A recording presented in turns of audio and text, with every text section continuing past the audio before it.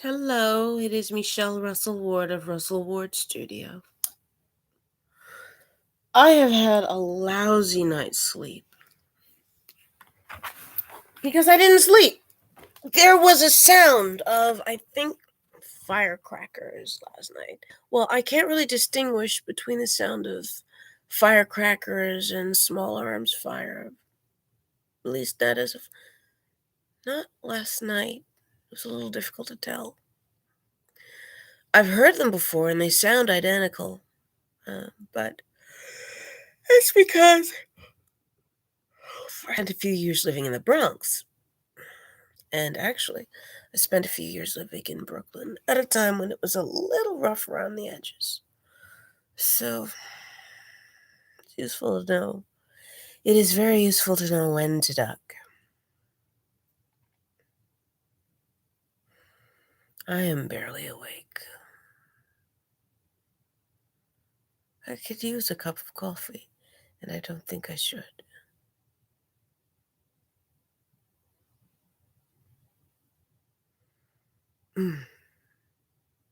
So, at 7 o'clock in the morning, I'm going to have a session. I'm barely awake.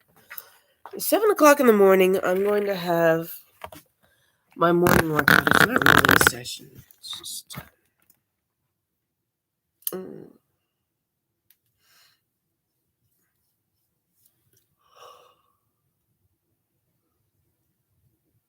It's a horrible way to wake up in the morning.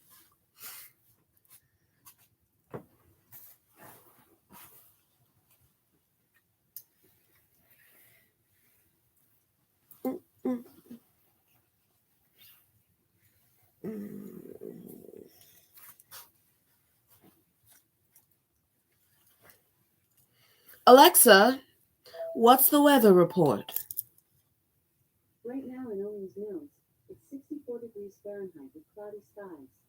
Today's forecast has lots of clouds and thunderstorms, with a high of 80 degrees and a low of 64 degrees. Hope you're having a good weekend, Michael. 64 degrees, cloudy, thunderstorms, temperature going up to 80s. Okay, usually when it's 80-something degrees, it's a good idea to work in watercolor or ink, usually. That way you make the best possible use of the air temperature. Here's your flash briefing. In Wall Street Journal Minute Briefing. At ADP, we understand the importance of building the right team and offer the data. Morning news brief. I'm just not that interested. They never really report anything that's important. And they're always covering up things. Here's your closing bell brief for Friday, June 11th. I'm Charlie Turner for the Wall Street Journal. The major U.S. stock indexes ended the day higher, but were mixed for the week. The Dow Jones Industrials rose 13 points to close at 34,479. Dow's up 13. The Nasdaq Composite gained 49 points. Nasdaq is up. The S&P 500 rose 8 points to another record high. S&P is up. The Dow lost 0.8%. The Nasdaq rose 1.8%, and the S&P gained nearly 0.5%. Stocks have drifted higher in recent sessions, while volatility has edged lower as investors weigh the economic reopening against the risks of rising inflation.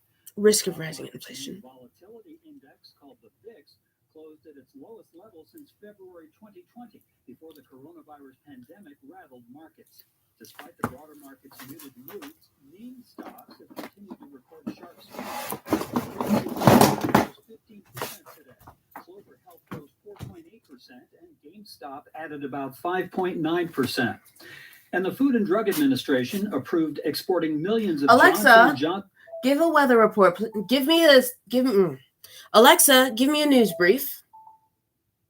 Michael, getting your flash briefing. It's Street Journal Minute Briefing. At ADP, we understand the importance of building the right team and offer the data Wall Street insights Journal. to help. Just as importantly, our AI technology helps you pay the team accurately. Grow stronger with ADP. HR, talent, time, and payroll. Here's your closing bell brief for Friday, June 11th. I'm Charlie Turner for the Wall Street Journal. The major U.S. stock indexes ended the day higher, but were mixed for the week. The Dow Jones Industrials rose 13 points to close at 34,479. The NASDAQ Composite gained 49 points. The S&P 500 rose 8 points to another record high. For the week, the Dow lost 0.8%. The NASDAQ rose 1.8%, and the S&P gained nearly 0.5%. Stocks have drifted higher in recent sessions while volatility has edged lower as investors weigh the economic reopening against the risks of rising inflation. The stock market's main volatility index, called the VIX, closed at its lowest level since February 2020, before the coronavirus pandemic rattled markets. Despite the broader market's muted moves, meme stocks have continued to record sharp swings. AMC Entertainment rose 15% today. Clover Health rose 4.8%, and GameStop added about 5.9%. And the Food and Drug Administration approved exporting millions of Johnson & Johnson COVID-19 vaccine doses from a Baltimore factory that had been beset by contamination problems.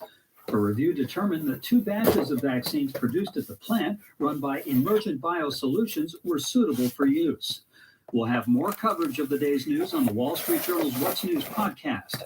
You can add it to your playlist on your smart speaker or listen and subscribe wherever you get your podcasts. In Bloomberg Market Minute, this is a Bloomberg Money Minute.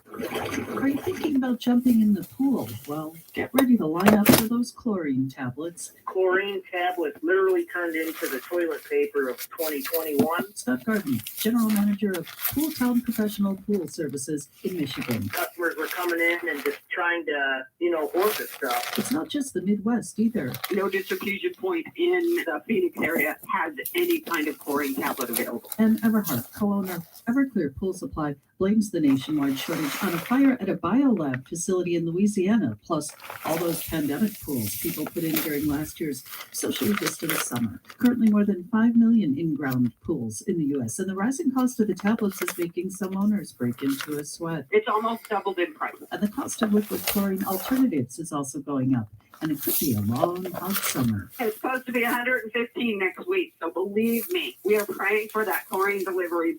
I'm not wearing any clothes if it's 115 degrees. Paying expensive and confusing retail rates for postage and shipping.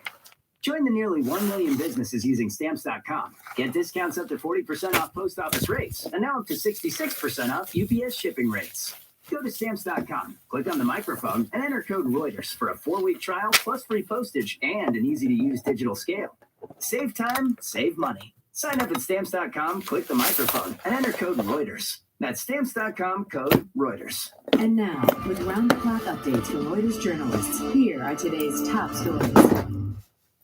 Attorney General Merrick Garland says many issues are open to debate in America, but the right of all eligible citizens to vote is not one of them. Democrats demand Trump officials testify over the reported seizure of lawmakers' data. This is Reuters Now. There are many things that are open to debate in America, but the right of all eligible citizens to vote is not one of them. U.S. Attorney General Merrick Garland on Friday vowed to vigorously defend voting rights in America during a time when Republican legislatures are imposing election laws that Democrats say will make it harder for citizens to vote. His speech at the Justice Department comes as supporters of former President Donald Trump continue to tout baseless claims that the 2020 election was rigged as justification for these new laws. Garland said the Justice Department will prosecute threats against election officials, double the number of prosecutors devoted to voting rights, and closely examine how states conduct their elections. We are scrutinizing new laws that seek to curb voter access. Okay. And where we see violations, Alexa, stop. Not hesitate to act. Alexa, stop. Also scrutinizing current laws and practices in order to determine whether they discriminate against Black voters and other voters of color. Of course they discriminate. Garland's announcement marks a sharp shift in policy for the Justice Department, which under Trump dropped several ambitious voting rights lawsuits and brought only one case under the Voting Rights Act of 1965, Right, a landmark civil rights law. The law required states with a history of discrimination to get permission from the Justice Department before changing the way they ran elections, until the Supreme Court struck down that provision in 2013. That led to a surge of changes in Southern Republican-led states that voting rights advocates say have disproportionately affected Black and Hispanic voters. The U.S. Justice Department's internal watchdog will investigate efforts by the department during former President Donald Trump's administration to seize communications data of House Democrats, according to a DOJ official. And top Senate Democrats, including Majority Leader Chuck Schumer, on Friday called on former Attorney Generals Jeff Sessions and William Barr to testify before the Senate Judiciary Committee under oath. This after the New York Times reported the Justice Department, under Trump, subpoenaed Apple for data of at least 2 Democrats on the House of Representatives Intelligence Committee in an attempt to find out who was behind leaks of classified information. Schumer, in a tweet, called the news a gross abuse of power and an assault on the separation of powers.